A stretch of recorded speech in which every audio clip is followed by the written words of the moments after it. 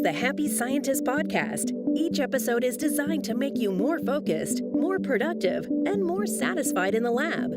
You can find us online at bitesizebio.com/happyscientist. Your hosts are Kenneth Vogt, founder of the executive coaching firm Vera Claritas, and Dr. Nick Oswald, PhD, bioscientist, and founder of Bitesize Bio.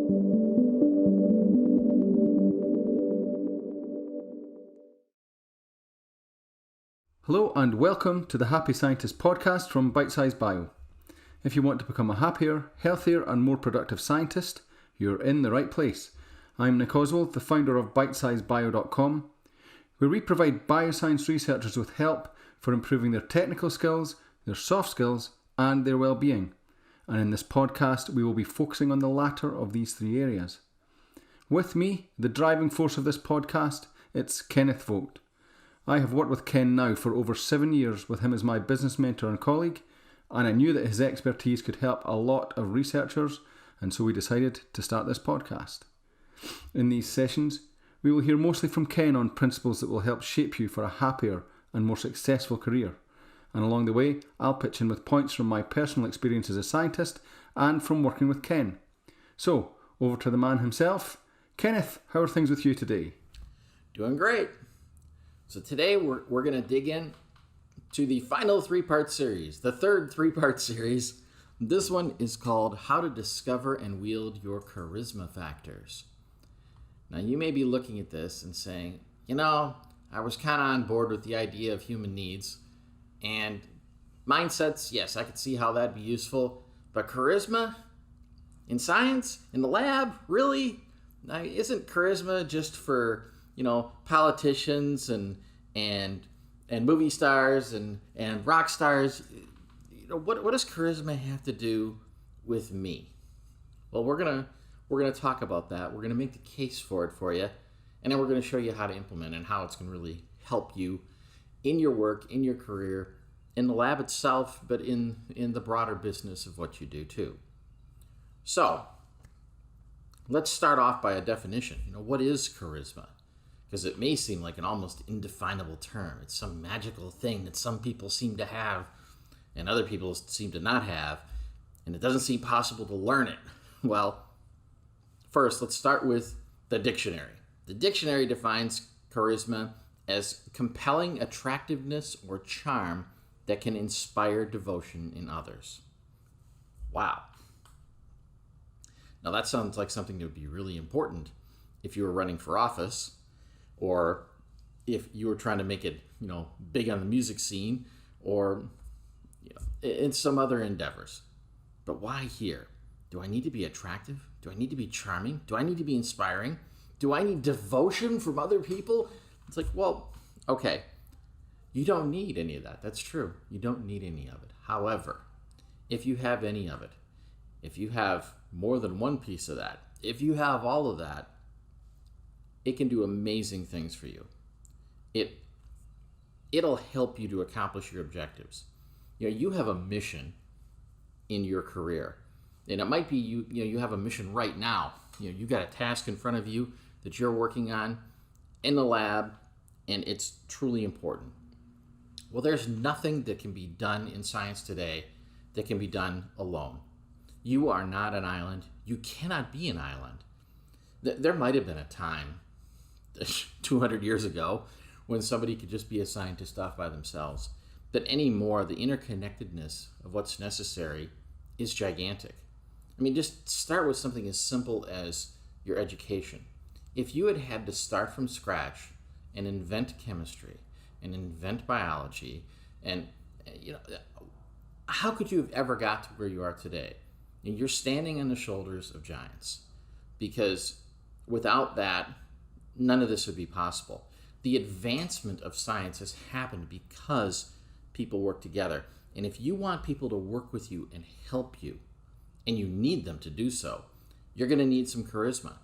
Because charisma is going to give them the incentive to join in and help you. Now, you may think that, there are other incentives out there. It could be something as simple as, they too are getting a paycheck. But that doesn't mean they will help you on what you're doing. It means they'll do their job next to you. But to help you, you're going to need something about you that can compel other people to join you in this. So just like we talked about human needs, just like we talked about mindsets, I've got a set of 6 charisma factors in mind. They'll cover 95% of the cases.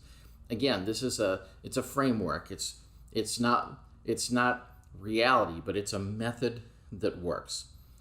And Kenneth, before we carry on and going into these factors, I think in respect to defining whether charisma is a thing that's worth inquiring within yourself about whether it's a thing that you should have. Mm-hmm. If you look at it the other way around, if you have a boss that you have been devoted to, for example, then how much better was your work compared with to a boss that you were not devoted to, that you kind of resented working for? It's like night and day in terms of output and in terms of enjoyment for the boss and the employee or the group member. And as you said, the dictionary definition there is compelling attractiveness or charm that can inspire devotion in others. And so it's quite easy to take that as a kind of, really a huge thing. But actually, if you look at what devotion means, it just means, the definition is a feeling of strong love or loyalty. And so it's just, charisma is something that just inspires loyalty in other people. That's one way to look at it. And of course you would want that, because you want people, as you go up the ladder, you want people to want to work with you because they feel something other than just a transactional willingness to work with you. That's something above that, because you will have experienced it yourself that is a much, if you're loyal to someone, you feel that loyalty, then it will be a much better, it will give much better results. Right. I think you bring up a really good point too, that even if you as an individual don't feel like you are particularly charismatic, you've likely been moved by somebody yourself. You felt their charisma. And sometimes they're not the people you might think. There might be that amazing professor that has been a change agent in the world, and you've really looked up to them, and you found them charismatic. But you know what? Grandma might be charismatic. Why are you so devoted to Grandma? It's because of charisma. And you think it's not just because she makes good cookies. There's something about her that makes you want to do for her, that makes you want to please her, that makes you want to do what she asks. And the same thing is true for you. You can do the same thing. You can be a grandma.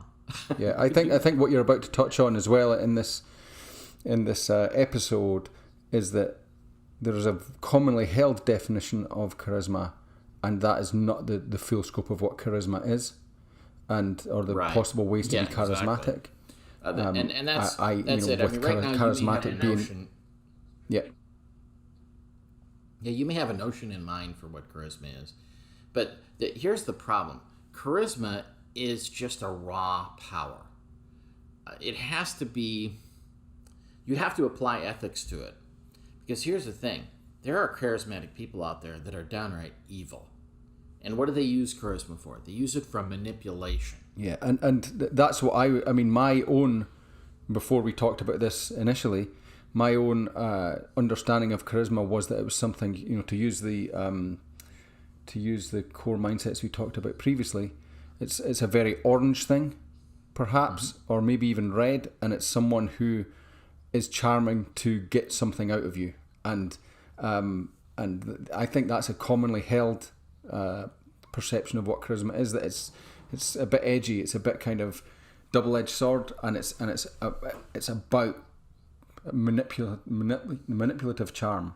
But again, I think mm-hmm. what we'll be looking at here is that it's not that, and it's possible to be yourself and be charismatic, more than possible, and get the results that charisma brings. So to be fair, you can't say it's not that. It can be that. It's just, it doesn't have to be that. It's not automatically evil. Let's put it that way. Generally speaking, what it's automatically is neutral. and that is it's somebody who's persuasive. That could be good or bad, but being persuasive is certainly useful. So even if you were only neutral about it, having some charisma that would allow you to persuade people to your way of thinking, or to support the things that you're doing, or to grease the wheels for what you're doing, that's a useful thing. But you can take it at an even higher level, and if you apply some really positive ethics to it and really make it good, well, now you're being an inspiration. And that's a word that came from that original definition that I covered earlier. But to be inspiring to other people, that is a really high aspiration, and it's really something powerful. So at first blush, you may look at it and say, well, that's kind of out of my pay grade. I don't know if I can be inspiring. But don't cut yourself off from possibility. There, you may be surprised how inspiring you can be. And part of the problem that you're probably having is your notion of what charisma is only fits into certain categories. And you may feel like those categories aren't a good fit for you. And that might well be true. But there are other categories that you may not normally think of as being about charisma. And those are the things that we'll cover in the rest of this series. For our session today, though, I just want to talk to you about charisma and talk to you about how it can be surprising that it's useful to you. And we're going to use an example here, and we're going to put Nick on the spot. Yep. Because Nick is he's a PhD scientist, he's been in the lab, been at the bench, did the whole thing, but he has an alter ego. He has something he does as an avocation, and it ties in very neatly to this little conversation about charisma. And that is, Nick is the lead singer in a Bon Jovi tribute band. And if you're going to believe the press for the band called Just Jovi, they are the premier Bon Jovi tribute band in Scotland. And I've heard them. They're good. And you can imagine, it's not just that Nick plays a rock star at night. He plays one of the great rock stars at night, John Bon Jovi. So, Nick, in reference to charisma, how is it that a selfie-facing, nerdy scientist can get up on stage and play the rock star? That's a good question. I don't really know. No, I do. Well, it's certainly not. I mean, I've always been interested in music, so it's something I've always wanted to do. But I always kind of stayed. I was always the lead singer in bands, but it was kind of on my terms and so on. This thing came up a few years ago, and I thought, when I first saw it, I thought, who'd be crazy enough to do that? That's a really hard idea, a hard gig. It's hard to play someone like that on stage, and in effect, it's like playing in a play, being in a play, not playing in a band. And because I'm acting, but I had no previous experience of that. But I just felt like I should go for it because it looked like a growth opportunity. It looked like something really difficult, but actually something that I felt that I could pull off. And if you look back to me as a kid or even a young adult and stuff, there's no way. I'm not what you would call a classically charismatic. I don't have that twinkle in my eye type thing. I'm not that sort of person. But what I do have is how would I put this? I think this is what you'll be touching on later, Ken. But the way to be charismatic is to be yourself, or is to tap into what you're really passionate about. And what I'm really passionate about is delivering for people, is making something making something that will really inspire people, or people will really enjoy. And so the way that it works for me, the way that I'm, pardon the dogs, the way that I'm able to do that and to pull that off is that I'm not being myself. I'm being someone else. I'm playing a part that that these people are really loyal fans of, the people who come to watch us.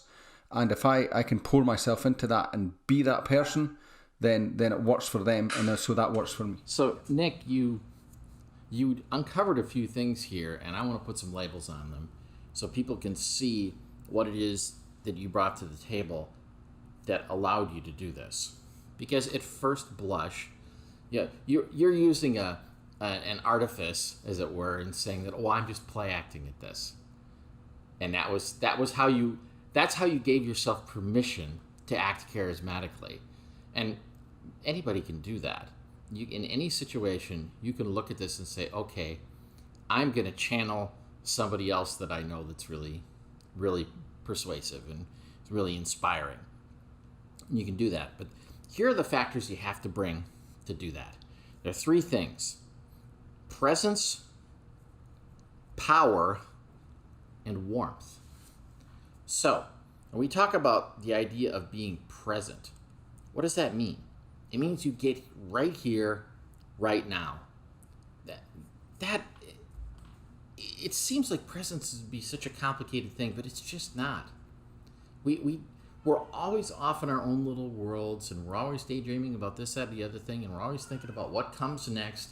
We're always having anxiety about what happened before. If you can just be right here, right now, this is the moment I've got. This is the only moment I can control. The past already happened. There's nothing to be done about that. The future hasn't happened yet, so there's nothing I can do about that yet. But now is the moment I've got when I can do something. And so if you're here and now, people notice that. And they're looking for that. We all would like to see some stability out there. And when you see somebody who's firmly grounded, we're drawn to that. And that's part of the thing about charisma. Charisma isn't about controlling other people. It's about drawing them. It's about bringing them in to this space that looks like it's a good space to be. Maybe it's good in that it's safe. Maybe it's good in that it feels like something's going to happen here. So that's the first thing you have to do is you got to get yourself present. Now, part of what gets in your way there sometimes is that you're not physically comfortable. And it can be the silliest things. Are your clothes comfortable? Are your shoes comfortable? Is your chair comfortable? The equipment you're using, is it broke down and not adequate to your needs? Have you not gathered together the things that you need to do what you need to do right now? Get your physical space in order.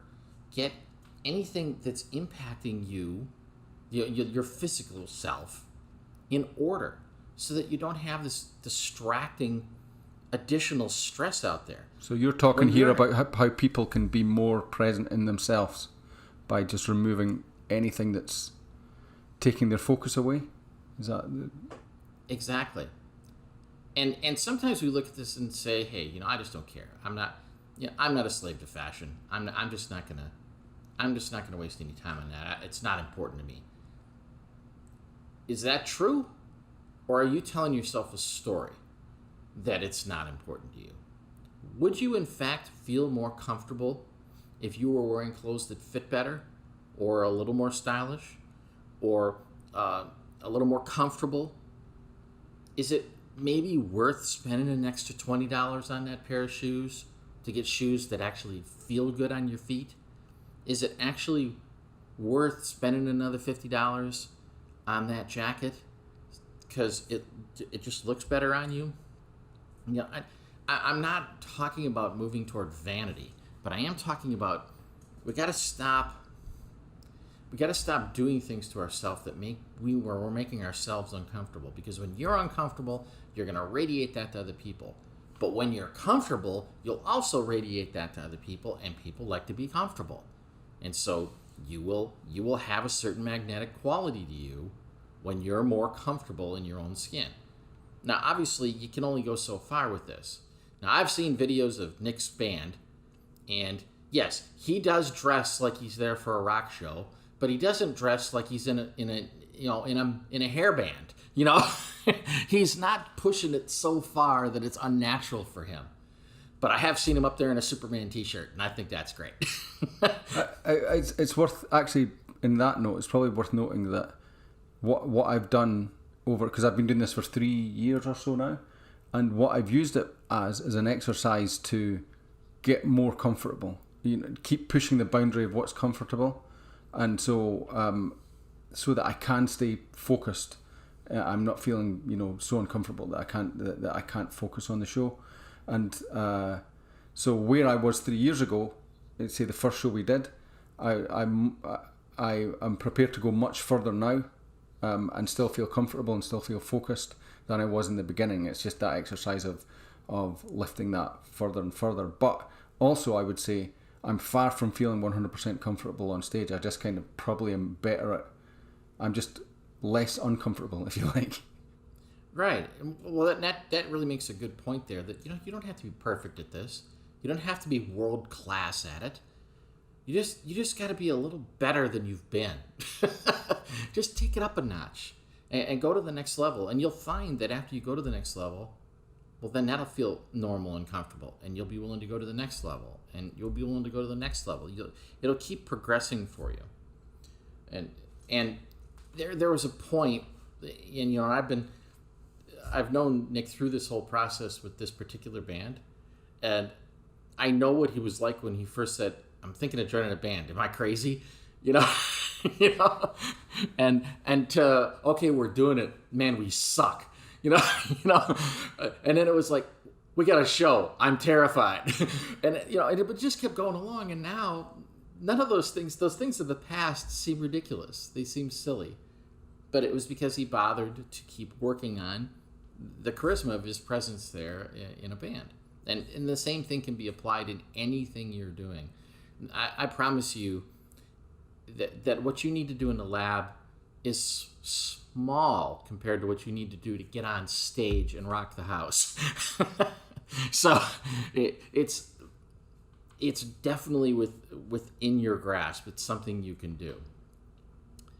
So another thing about presence is we're constantly being distracted by stuff and devices, especially our phones and our tablets that are always ringing and going off and buzzing and vibrating and all these things going on. Well, if you're in a situation where you need others to come along with you, you need their help and assistance, and you need to inspire them, turn the devices off, turn the services off, do whatever you got to do. At the beginning of this particular podcast, when Nick and I were talking before we started, he said, "Oh, give me a minute. I need to tell someone I'm turning off Skype." That's exactly what he should do right now. He's here to make an impression on you, and he doesn't want to be distracted. So, that's the kind of thing you got to be aware of.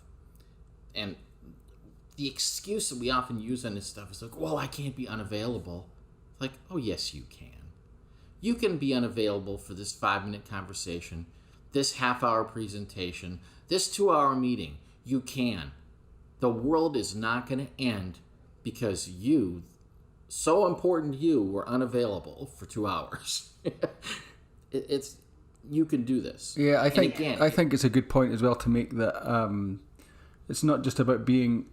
There's more ways to be unavailable than just than just being buried in your device.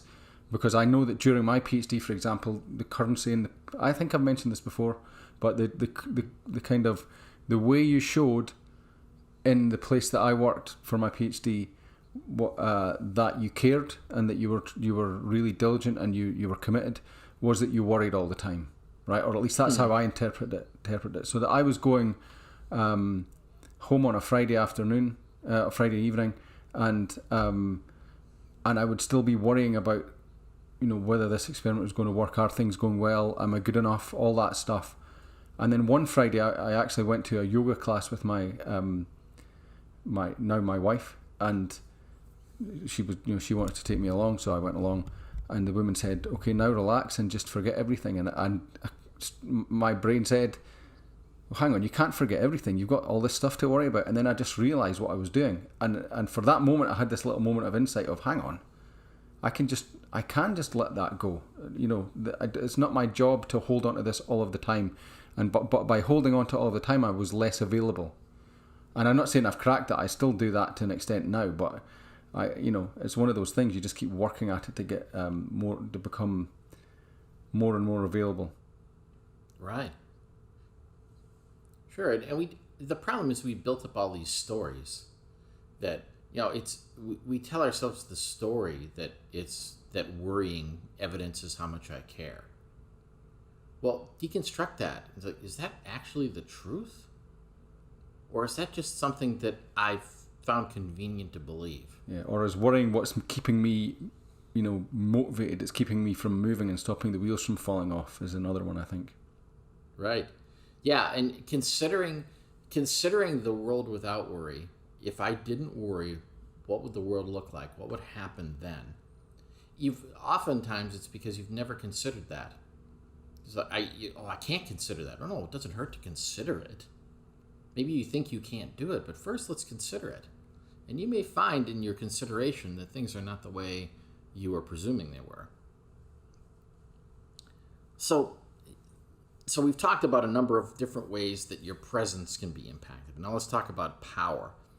Power, again, you gotta apply some ethics to this thing. Power can be used very manipulatively, but it also can be very inspirational. So think about some simple, powerful things that you could do that would be inspiring to other people. Well, I'll give you a simple example. Look somebody in the eye when you're talking to them. Now, I don't mean give them a death stare, but we all know the difference of, am I looking them in the eye or am I avoiding eye contact? And we know it's uncomfortable for us when somebody is avoiding eye contact with us. And they feel weak to us. They feel when somebody is avoiding eye contact with us, we feel their weakness, and we might even be empathetic about it, but it's not inspiring at all. Whereas somebody that will look you in the eye, not in an aggressive way, but in a way where you feel attached to them, you feel connected. All right, that is very powerful. Now all of a sudden they're giving you their full attention. Now they're going to hear everything you say. Now they're going to pay attention to the things you ask them to pay attention to. So, bring that part of the power to it.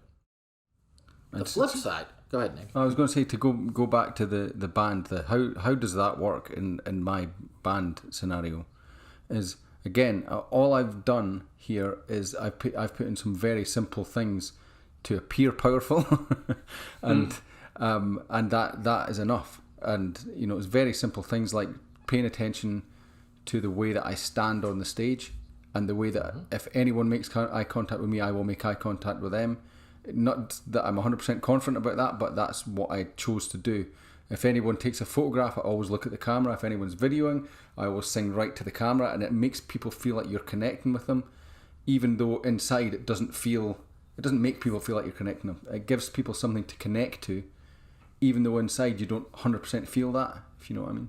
But I just made the conscious choice to put these kind of pillars in place that would make me look increasingly powerful and present, regardless of how I felt. Right. And it points out, too, that you can do this with a crowd. One-on-one, obviously, it seems obvious to look somebody in the eye, but what happens when it's a crowd of people? What if it's a meeting room full of people? Well, make eye contact individually with people. And no, you don't have to make eye contact with every single person in the room, but you're going to notice the moments. There are some people that you've definitely captured their attention. Give them that gift. Look them in the eye. There are some other people in the room you need their buy-in. Give them attention. Make sure you look those folks in the eye. There are going to be people in the room who are skeptical to you. And again, this is a power thing. Look them in the eye and let them know that I am willing to stand for my position that you are skeptical about. So give me a chance to make my case. It's not a matter of challenging them so much as showing them that, look, I am not afraid to address any detractors or or I'm not afraid to address any questions that people may have about this. Yeah, if you read about, it's often good to go cross-disciplinary when you're trying to figure out how to do your job better. And if you look at what professional singers say about how they work a room, if you read some, then they'll talk about focusing on one area of the room to focusing their energy on one area of the room to draw them in, and then focusing on the other area the next area, and so then you can keep kind of like it's quite sounds a bit whimsical, but they're drawing people towards them all the time by just putting focus on different areas or different individuals to just try and influence. Obviously, it depends on the crowd, to try and draw everyone in or give everyone a chance to be drawn in. But it's the same when you're giving a presentation. It's or a lab meeting or a bigger auditorium presentation. The more you can you see people who kind of mechanically look around the room, but the more you genuinely try to connect with the people that are in the audience, the better that feels for them, and the more likely they will have a good perception of what you've just done, regardless of what you said. Exactly. And that we've all seen people do that. They just kind of like robotically just kind of scan the audience, whether that's in an auditorium or in a small meeting. And what's really noticeable about that is that they're not making connection to anybody. They're avoiding focusing on anybody. That's what the scanning thing is all about. So don't do that. And a lot of the stuff that we're going to talk about in this podcast, my answer to many problems that people are, what do I do different? Well, it's easy. Don't do that. Stop doing that thing that doesn't work. And scanning the audience is one of those things. So now if you're going to truly be charismatic, it's going to have to be a two-way street. So in addition to looking people in the eye so that they'll pay attention to you, you have to pay attention to other people. You have to actually listen to other people. And you've got to give evidence that you're listening. And often that evidence is something as simple as nodding.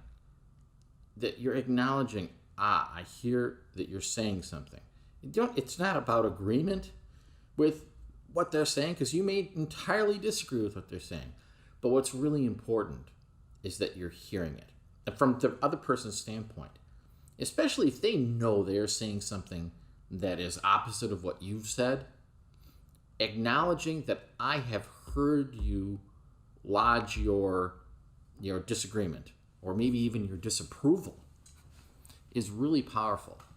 And again, it adds to your power position. So you might think that if I'm going to be powerful, I've got to pretend away all of the naysayers. Like, no, exactly the opposite. You have to embrace them. You have to draw them in. That yes, I am well aware of the weaknesses or the points against what I'm making. Well, now that's a much stronger position. If you can't acknowledge the weaknesses or the detractors from whatever it is that you are promoting, you're not going to get very far. So this is the more powerful stance to take. And I think about the Godfather movie. Keep your friends close and your enemies closer. And that's all it is. It's and I say enemies, I'm using that word in air quotes. The people that are not on the same side with you yet. You got to keep them close. You need to hear from people that are recognizing where the chinks in your armor are, because that's how you will strengthen yourself. Now, another thing that evidences that you're listening to people is to ask them questions, clarifying questions. So you just said that thus and so. Does that mean X, Y, Z? Get them talking about their side. And again, it actually disengages their power, because now we're saying, well, I'm not afraid of you. I'm not afraid of what you're saying. Let's look at it in all its glory and see if it stands up. So obviously you have to have your ducks in a row when you do that. Or, there are going to be cases where you have charismatically gone in to get something and you run up against some serious opposition, and as you listen to the opposition, you realize, I need to go back to the drawing board.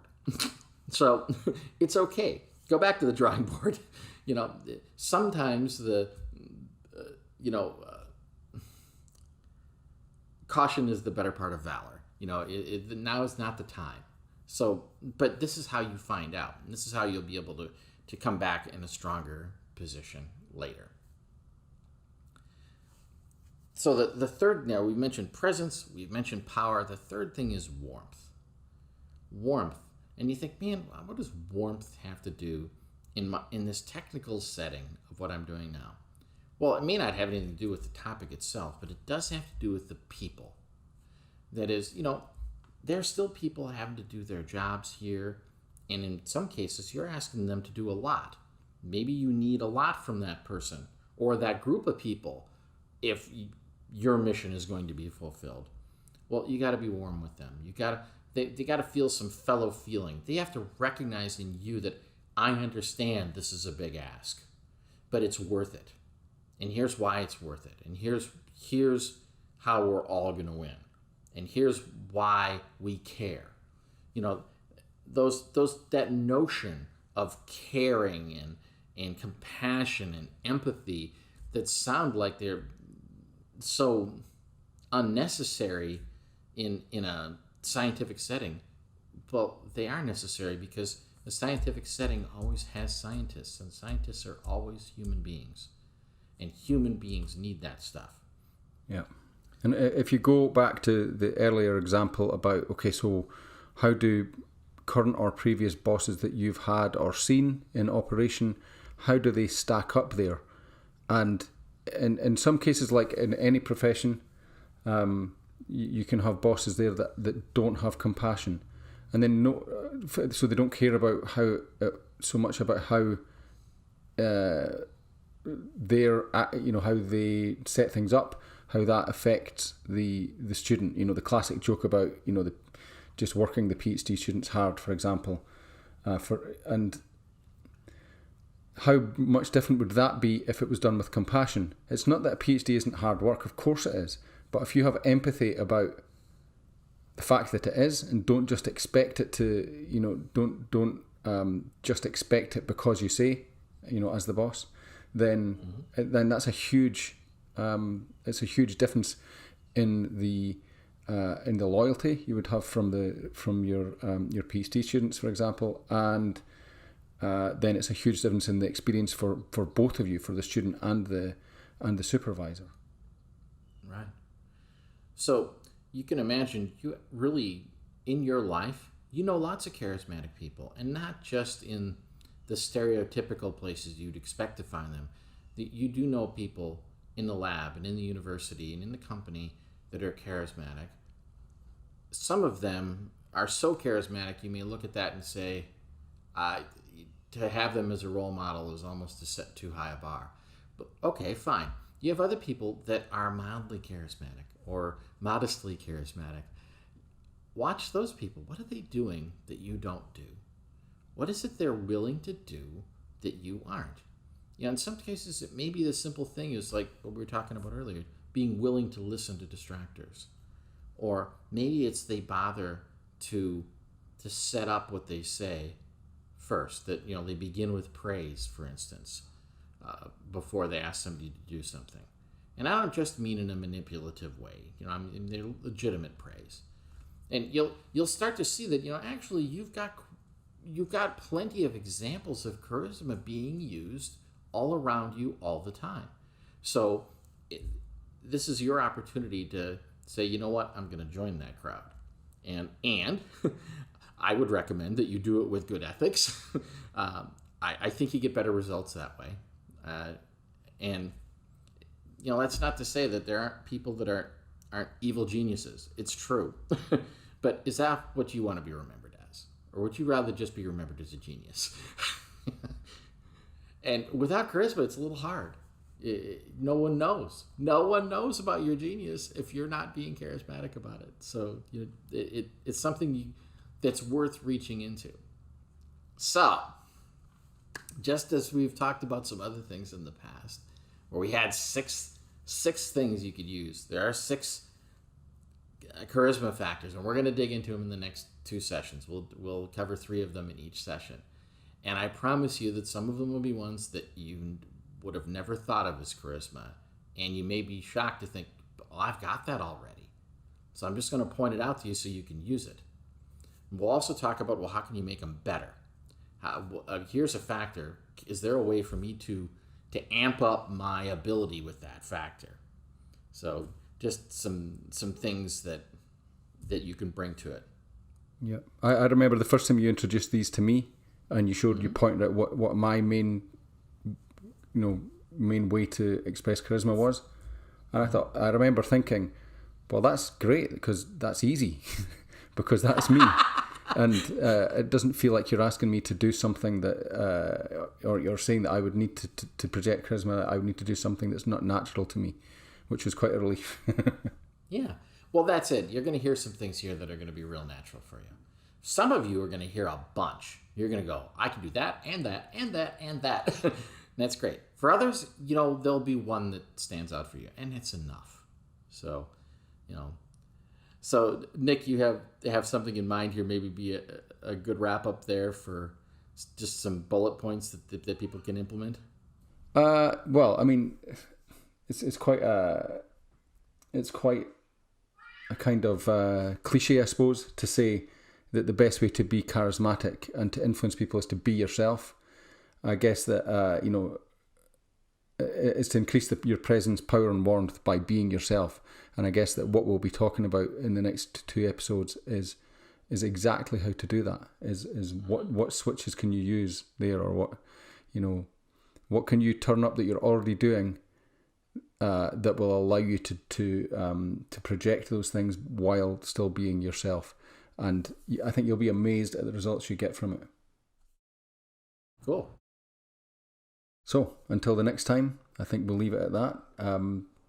Actually, I have to mention one thing, and that is the Facebook page. If I've not managed to convince you already that you should join the Happy Scientist Facebook page, then this is another opportunity for you to do so. We'll be discussing charisma factors, core mindsets, and a whole lot more inside the Happy Scientist Club Facebook page, which you can find at facebook.com/The Happy Scientist Club. And you can ask us for access, and we will give it to you. So I hope to see you in there. So I think we'll wrap it for today, and we will see you in the next episode. All right. Thanks, everyone.